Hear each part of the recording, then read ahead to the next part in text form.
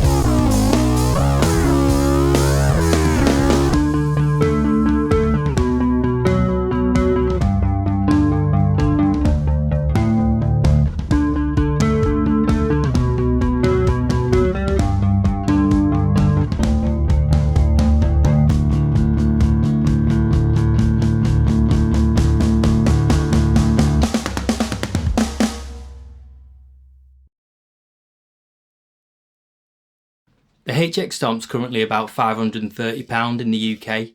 I think it's great value for money because not only have you got the digital recreations of all of these classic analog pedals that you'd otherwise be spending hundreds of pounds on, you've got inbuilt amp simulations and cabinet simulations which are really quite effective.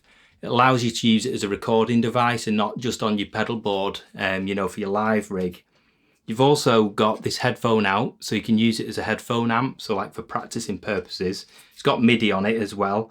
You can use an effect in there, so it's an effects loop. It's also got a balanced out, which not a lot of people use this as a DI box, but you can do. If you set the right output to a balanced out, and you've got a TRS to XLR, you could use that going straight to front of house.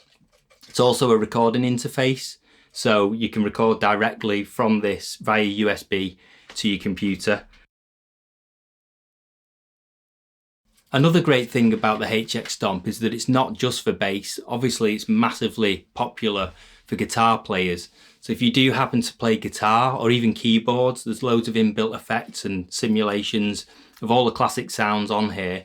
And that would really help you in the studio. So if you were putting a demo together or if you had to play guitar on something, a lot of people use this on their board, and they actually use the same board for guitar and bass.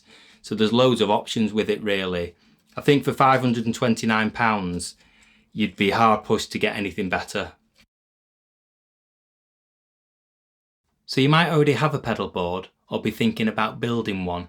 One thing the HX Stomp can definitely help with is freeing up that pedal board space. It's allowed me to go from a massive pedal board like this, lots of connections, loads to go wrong, really heavy to carry around, to something small and compact like this. So I've got the Stomp there, I've got an amp sim, I've got a compressor and a DI box. You don't actually need all of these extra pedals, and it actually has functionality to be used completely on its own. You've got an inbuilt tuner, you've got all your effects, you've got amp sims, cabinet simulations, you can use it as a practice device, you can use it as a recording device, and you can use it as a DI. So for £530, that is really good value for money.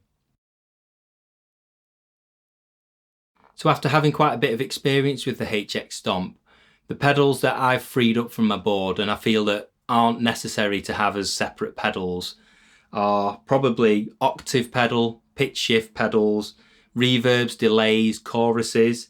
It's got a tuner on there, so you don't need a separate tuner. And something like an amp and a cab sim, like a Sans amp, it's got an emulation on there, and I think that's pretty good. I don't think you need a separate pedal for that. You might have a personal preference for one, but I don't think you need it. For me, the pedals that I still think I need are drive pedals. The drives are good on there, but I don't think they quite give you that full you know, it's hard to explain, but it's almost like the sound isn't 3D. It doesn't feel as fat as it does when you go through an analog drive pedal. That's probably just personal preference. You can get away with using them. It's just, for me, I've found that I prefer a drive pedal. I'd say a separate DI. For me, I prefer having, you know, sort of a clean, dedicated DI, and one that can accept the effects into it as well, just to have that control. I use the board for recording as well, so I always want to be able to capture that dry DI and also the affected sound as well. And I'd also say a compressor.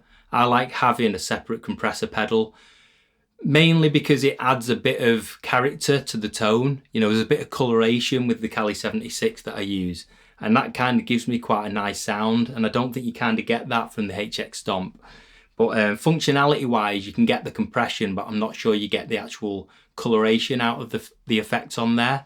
But it's just personal preference more than anything. I also like to have a separate compressor pedal because I like to adjust the sort of attack, you know, and release setting, because sometimes I'm playing with a pick and I want that initial attack to come through. Other times with fingerstyle, I might not want that, and it, you know, you want it a bit softer. So it all depends. But for me, there's a load of pedals that I've managed to get rid of, and I don't feel the need to have them as separate pedals now that I've got the HX Stomp. There's quite a lot of possibilities in terms of building presets. There's always a bit of a learning curve whenever you get a new device such as a multi-effects pedal. It'll take some time to learn how to use the controls, how to navigate on the device itself. You'll have to learn how to connect it to the computer for firmware updates, software updates as well. So you've got a program called HX Edit, which allows you to edit your presets on your PC, which is a lot more intuitive and easy to use than it is on the device, given the limited number of controls. I would say that you can't expect to really understand everything within the first few weeks. It will take you some time. Fortunately, there's a lot of resources available online and some very good YouTube content which talks through every control and what it does and how to use the device. So I would look out for channels that really focus in on how to use the HX Stomp, and your development in terms of understanding would really come on very quickly with that. In terms of presets, the ones that come on the device aren't very good in my opinion. There's too much going on, there's too many blocks, there's just like signal paths that you would never have on your board, or even if you did have them, you wouldn't have them sounding like that. So for me, I was put off. As soon as I got the device, I went through all the bass presets and I was like, it's not very good this.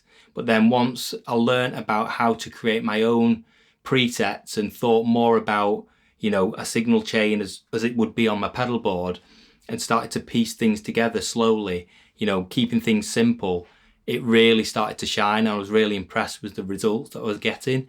So just factor in the fact that it won't just be a straightforward experience straight away. I mean, you could potentially just buy some presets off the shelf and load them, learn how to load them and get the device updated and be happy and everything will be great. But if you just stick to what's on there for bass, I don't think you'll be very happy with the device. That's been my experience. Your experience might differ. If initially you didn't really want to learn how to build your own presets and wanted to purchase some, I'd recommend Ian Martin Allison's Signature Pack, because you get a variety of sounds just from the 4 presets that are offered in there, and I've found them really useful. They sound very good through your amp, you know, if you've got your rig playing live, and they also sound very good recorded. And because you can turn different foot switches on and off, it allows you to get a variety of sounds. So you might just think, you know, 4 presets, but the amount of sounds and different tones you can get just from those 4 presets is quite remarkable. I've done a few demos on my channel, so check them out if you want to hear what they sound like. It can be quite daunting at first to make your own presets from scratch, but once you understand how HX Edit works, it's quite a simple program. You're really just thinking about your signal chain like you would on a pedal board and what you want to put where, in what order. And there's different signal routing options. You can blend, you know, a parallel path and things like that. You can look at other presets as a starting point as well. So you can analyze, say if you bought a preset pack and you looked at one, you can see what they did and it may help with your learning. But once you understand all of the effects that are available and how the software works, you can actually piece together a preset of your own pretty easily. I mean, I started doing it with very simple things at first, like if I just wanted a chorus sound, I'd make a specific preset just for chorus. And then I started doing things that are a bit more complicated and maybe using it more like each preset like a mini pedal board, so I'd have effects I can turn on and off. I make two different types of presets for the Stomp. Ones which are to be played through my amp and cab, so they wouldn't have any amp sim or cab sim blocks on there. And ones that I make for recording, so you can use this as a recording interface, and for those presets I might want an amp sim or a cab sim on there. So I separate the two really, because I wouldn't really want to push my signal through an amp sim and a cab sim and then have that signal be sent through another amp and a cab, because it just wouldn't really sound right. Might sound okay, but it's just not what I would go for. As the HX Stomp only has 3 foot switches, I'd really recommend investing in an additional 2 foot switches, because it really opens up the usability of the pedal. I have one here from Pedalnetics and it just sticks straight onto the device and plugs into the auxiliary port. But basically you've now got 5 switches as opposed to 3. So you can leave one of these to access your tuner, one of them to change modes, and then these 3 at the bottom become effects which you can switch on and off, or controls that you can change. So prior to that, you'd just have one dedicated tuner button and maybe 2 accessible switches, and you'd have to press buttons to get to the menus and change modes. But with these 5 switches, which can be configured however you want, it just allows the device to be much more user-friendly, and you can do a lot more with it. You can actually get some off Amazon as well for about £20. They don't actually stick onto the device itself, but you can just put them elsewhere on your pedal board. One thing that's great about Line 6 is that they continue to release free updates for the device. It's quite an old device now, but it is still supported. Even since I bought mine, there's been 3 or 4 significant updates where new bass amps, new bass cabinets, new bass effects have gone in there. And I actually think some of the new stuff that they've released has been really good, such as the Noble DI emulation, quite significant things. So they're continually working on the technology and updating it as and when they can. My advice to you if you're thinking of buying the HX Stomp for bass would be to pick one up used. You can probably get one on eBay between £300 and £400, and if that's in good condition and you look after it, you'll sell it on for the same money. So you get the experience of trying it out, getting used to the software, getting used to trying some presets, making your own presets, making your own sounds. And if it's for you, then great. And it's not a large amount of money really when you think of the functionality you're getting. It might allow you to sell a lot of pedals, and to pay for that, you might only have to sell 2 pedals, and that's the cost of buying one used. And if it's not for you, then you can always just sell that on and you've not really lost out, because obviously you've had that experience and now you know whether a multi-effects pedal is something you need or not.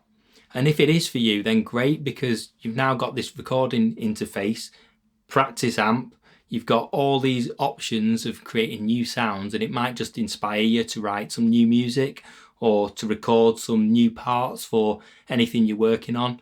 I'd really recommend picking one up and trying it out. I've made a number of my own bass presets for the HX Stomp, and I share them for free within the video description. I'll link it below. I'd be really grateful if you could like and subscribe if you're happy with the content.